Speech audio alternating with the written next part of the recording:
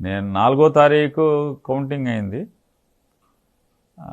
4వ తారీఖు కౌంటింగ్ అయితే ఇంకా నేను కొడాలి నాని వంశీ వచ్చి వెళ్ళిపోయాడు, ఇంటికి వెళ్ళిపోయాడు.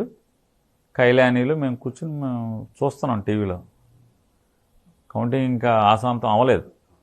నేను ఇంటి దగ్గరే ఉన్నాను.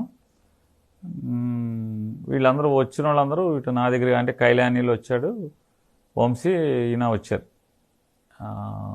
కొడాలని వచ్చి మా ఇంట్లో కూర్చొని టీవీ చూస్తూ అన్నీ మాట్లాడుకుంటుంటే ఈలోపు సాయంత్రానికి జగన్ గారు ప్రెస్ మీట్ అని చెప్పారు. ఆయన ప్రెస్ మీట్లో మాట్లాడిన ఇంక పూర్తవుతుంది. కేఎన్ఆర్ గారికి ఫోన్ చేసి, అండ్ పొద్దున్నే కొడాలి నాని నేను వస్తున్నాం, చెప్పండి జగన్ గారికి అని చెప్పాను. అట్లాగండి చెప్తున్నారు. రాత్రి 9కో 10కో చెప్పాం, ప్రెస్ మీట్ అయిన తర్వాత అనుకుంటా. అంటే అలాగే అని చెప్తాను, పొద్దున వదిలిగానండి వచ్చేయండి అయితే అన్నారు. మళ్ళీ లేట్గా ఫోన్ చేసి రేపు కాదు ఎల్లుండి రమ్మన్నారండి అని చెప్పి అట్లా 6వ తారీఖు వెళ్ళాం. అంటే మేము జగన్ గారిని కలిసేప్పటికే నేను ఆ నిర్ణయంలో ఉన్నాను.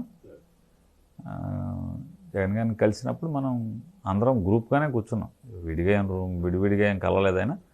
వచ్చిన వాళ్ళందరితో గ్రూప్గానే మాట్లాడుకున్నాం. గ్రూప్గా ఏదేం జరిగినా మనం మళ్ళీ జనం కోసం నిలబడాలి అనేదే ఆ రోజు.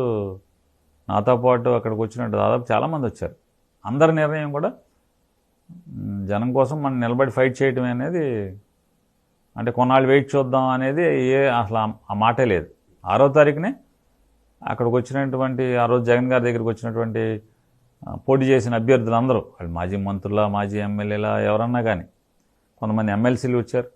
అందరి అభిప్రాయం ఏకాభిప్రాయం, మనం వేచి చూడటం, 6 నెలలు చూద్దాం, సంవత్సరం చూద్దాం, అదేం కాదు, డే 1 నుంచే మన పాత్ర స్టార్ట్ అవ్వాలండి. ఎందుకంటే అప్పటికే కార్యకర్తలను వేటాడటం,